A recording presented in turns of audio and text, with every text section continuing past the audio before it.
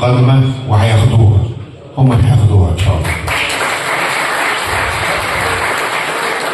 2008 انا بتكلم بدايه مثلا عن 2008 كابتن احمد الكاس اختياره كمجلس كان باجماع المجلس.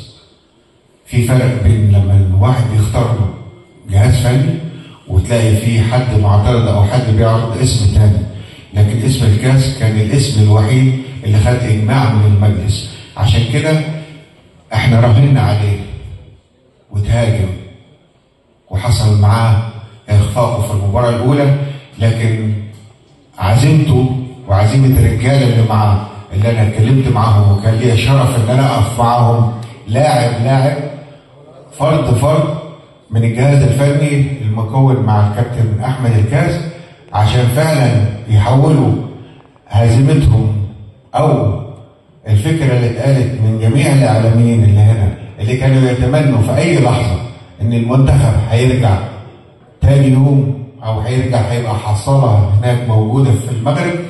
لا، هم الابطال واثبتوا انهم ابطال وحصلوا على البطوله من المغرب. احنا يا سياده الوزير احنا عندنا اجيال كبيره جدا، عندنا اجيال تمثل مصر في الفتره اللي جايه.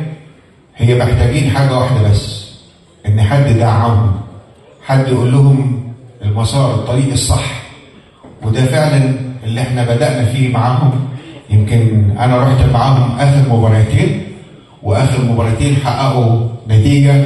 يمكن في بعض اللاعبين يقول لك لسانتك كنت بتكلم معاهم مش عايزين هدف واحد، عايزين هدف واثنين وثلاثه، وكان فعلا هم رجاله وبيحولوا الهزيمه للريمونتادا للفوز. واخر مباراه كانت فوزهم 7-1 على منتخب ليبيا، وكان الماتش اللي قبليه تونس محتاجه بس ان مصر تتعادل وهتطلع بره، لكن هم رجاله. بشكركم انا كاتحاد الكوره كرئيس اتحاد الكوره، بشكركم نيابه عن اعضاء مجلس الاداره المحترم كل اللي معايا على اللي انتوا عملتوه واللي انتوا فرحتوا بيه شعب مصر. قصه 2000